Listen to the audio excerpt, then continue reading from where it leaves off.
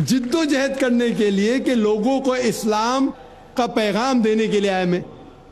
تو اسی طریقے سے ہر انسان اگر قرآن اور حدیث کے اوپر عمل کرے اور اپنے دین کو پھیلائے تو انشاءاللہ آج کی تاریخ میں مسلمان کی حالت اور بہتر ہوگی انشاءاللہ. خواتین کی طرف سے کوئی سوال؟ Brother, Assalamu alaikum wa rahmatullahi wa barakatuh. I would like to start with the Islamic greeting. May peace, mercy and blessing be upon you.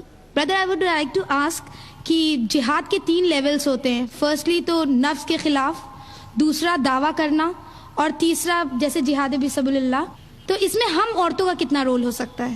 And please sir اگر ہو سکے تو یہاں سے بھی 2 کویشچنس پوچھے جائیں because we also want to ask. Thank you. بہن نے سوال کیا کہ جہاد کے 3 لیول ہوتے ہیں. ایک جہاد نفس، ایک دعویٰ، ایک جہاد فی سبیل اللہ. وہ سارے جہاد فی سبیل اللہ ہے. بہن کا مطلب میرے حساب سے کہ قتال فی سبیل اللہ. جہاد کے کئی درجے ہیں، کئی علماء نے کئی درجے دیے جہاد کے، 3 4 کوئی 10 کوئی 15 کئی درجے. لیکن یہ 3 کے بارے میں جو بہن نے ذکر کیا کہ بہنوں کا کیا رول ہے اس میں، بہنوں کا کیا رول ہے، کیا کام ہے.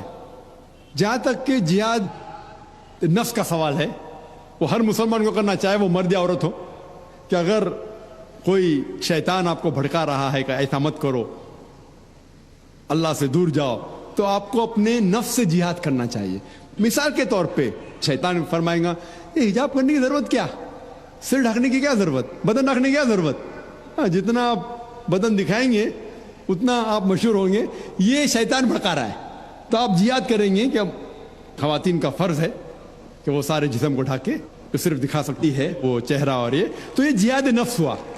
تو مرد کو بھی جہاد نفس کرنا چاہیے، خواتین کو بھی، دونوں کو. جو بھی اللہ تعالیٰ فرماتے قرآن میں اور اللہ کے رسول فرماتے حدیث میں، اس کے اوپر عمل کرنے پہ اگر آپ جہاد کر رہے تو وہ ایک قسم کا جہادی ہے اور کئی بار جہاد نفس بھی کہلائیں گا.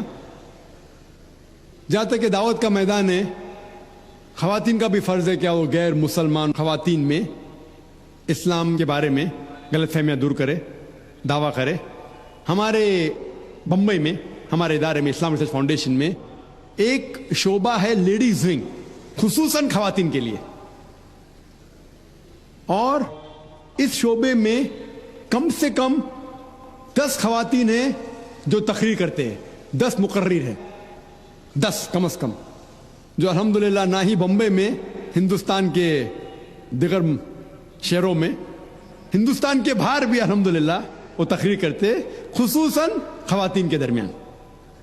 اور دعویٰ کرنا خواتین کا بھی فرض ہے، عورتوں کا بھی فرض ہے، نہیں کہ صرف مردوں کا فرض ہے، عورتوں کا بھی فرض ہے. اور کس طریقے سے دعویٰ کرنا چاہیے، آپ اگر ویب سائٹ پہ جائیں گے irf.net، آپ اگر ویب سائٹ پہ جائیں گے irf.net، وہاں طریقے دکھائے گئے کس طریقے سے آپ دعوت کے میدان میں اتر سکتے ہیں. اور جو آخری جو بہن نے سوال کیا کہ جو میرے حساب سے قتال فی سبیل اللہ تھا، ہم دیکھتے ہیں کہ صحیح بخاری میں ایک چیپٹر، ایک باب ہے جس کے اندر ذکر ہے کہ خصوصاً خواتین نے بھی قتال کے درمیان حصہ لیا. مثال کے طور پہ جب مرد جنگ کے میدان میں اترتے تھے تو انہوں نے پانی دیا، انہوں نے فرسٹ ایڈ کیا، مرم پٹی کی.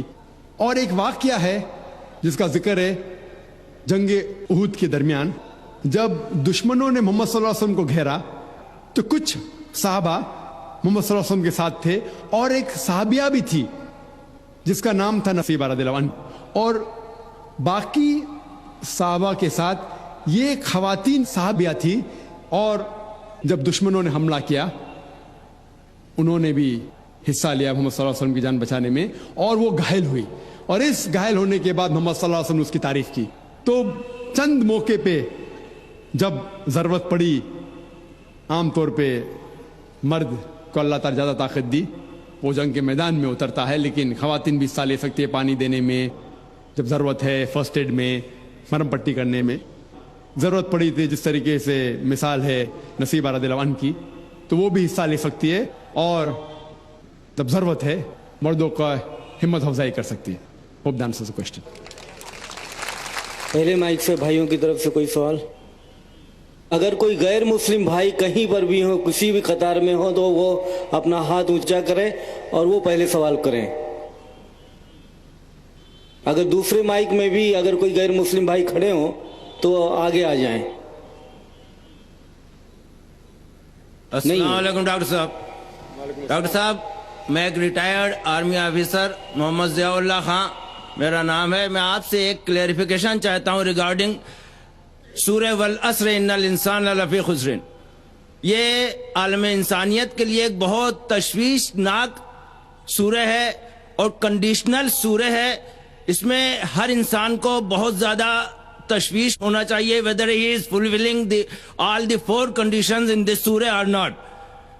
اس میں اس کی تفسیر میں ابھی آپ نے فرمایا وَتَوَاصَوْا بِالْحَقِّ کے لیے آپ نے فرمایا کہ غیر ایمان والوں میں ایمان کی دعوت. بے شک یہ سچ ہے کہ لا الہ الا اللہ سب سے بڑا حق ہے، لیکن میں یہاں آپ سے یہ کلیئرفائی کرنا چاہتا ہوں کہ among all the Muslims اتنی زیادہ تعداد الحمدللہ مسلمانوں کی ہے، لیکن وہ عامل الصالحات سے دور ہیں، اللہ کے احکامات سے دور ہیں. اگر ان کو اللہ کے ان احکامات پہ عامل الصالحات کی دعوت دی جائے تو whether this fulfill the condition of وَتَوَاصَوْا بِالْحَقِّ or not.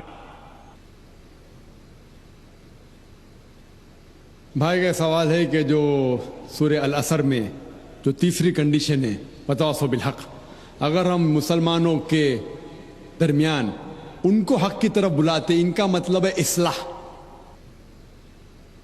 دعویٰ کے معنی ہے غیر مسلمانوں کو اسلام کی طرف دعوت دینا. دعوت کی معنی دونوں طریقے سے لیا جاتا ہے، غیر مسلم میں بھی بات کرنا، مسلم میں بھی بات کرنا. لیکن اگر ہم ایک اسپیسیفک خصوصاً لفظ استعمال کرنا چاہتے ہیں تو جب ہم غیر مسلمانوں سے بات کرتے اسے کہتے ہیں عربی میں دعوت، اور جب مسلمانوں سے اسلام کی بات کرتے ہیں اسے کہتے ہیں اصلاح. اصلاح معنی مرمت کرنا، اس کو سدھارنا. تو اصلاح بھی کئی علماء نے کہا کہ یہ وَتَوَاصَوْا بِالْحَقِّ میں آ جاتا ہے. لیکن اگر ہم سیف رہنا چاہتے ہیں تو میری نظر میں اصلاح اور دعویٰ دونوں ضروری ہے. میں کیا کر رہا ہوں آج کی تاریخ میں؟ اصلاح بھی کر رہا ہوں، دعویٰ بھی کر رہا ہوں. غیر مسلم میں تو دعویٰ کر رہا ہوں، اکثر مسلمان ہیں اصلاح کر رہا ہوں. کل صبح انشاءاللہ ایک خصوصاً نشست ہے غیر مسلمانوں کے لیے، وہاں زیادہ دعویٰ کروں گا میں. تو دونوں کرنا امپورٹنٹ ہے، ضروری ہے. اصلاح بھی مسلمانوں کو حق کی طرف بلانا جو بھٹک گئے ہیں، جو نام کے مسلمان ہیں، اور غیر مسلم میں بھی. لیکن اگر آپ سیف رہنا چاہتے ہیں تو میرے حساب سے دونوں کرنا ضروری ہے.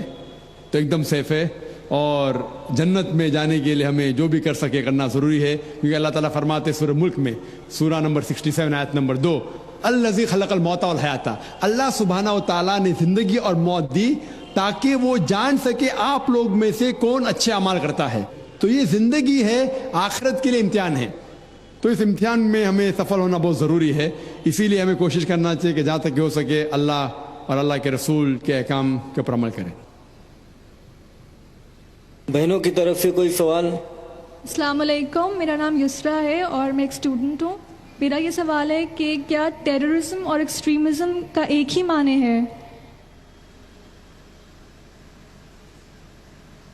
بہن نے سوال کیا ہے کیا ٹیررزم اور ایکسٹریمزم کا ایک ہی معنی نہیں، دونوں الگ معنی ہیں. ٹیررزم مطلب جو دہشت گرد ہے، جو انسان کے دل میں دہشت پیدا کرتا ہے. ایکسٹریمسٹ مینس شدت پسند. ٹیررسٹ میں ٹیررزم کرتا ہے، جیسا میں نے تقریر میں کہا کہ غلط لوگوں کے دل میں دہشت پیدا کرنا اچھی بات ہے، اچھے انسان معصوم کے دل میں دہشت پیدا کرنا غلط ہے. ایکسٹریمزم مطلب شدت پسند. تو لوگ کہتے ہیں مسلمان شدت پسند ہے، اور بہت سے مسلمان اپنے بچاؤ کے لیے نہیں میں شدت پسند نہیں ہوں. میں کہتا ہوں میں شدت پسند ہوں، لیکن شدت پسند صحیح چیزوں میں. مثال کے طور پر ایمانداری کے میدان میں شدت پسند ہوں، حق کے میدان میں شدت پسند ہوں. جہاں تک کہ انسانیت سے اچھا برتاؤ کرنا چاہیے اس میں شدت پسند ہوں. تو شدت پسند صحیح چیزوں میں اچھی بات ہے. کوئی بھی انسان یہ نہیں کہہ سکے گا کہ آپ بہت شدت سے ایماندار ہے اس لیے آپ غلط انسان ہے، کوئی بول ہی نہیں سکتا.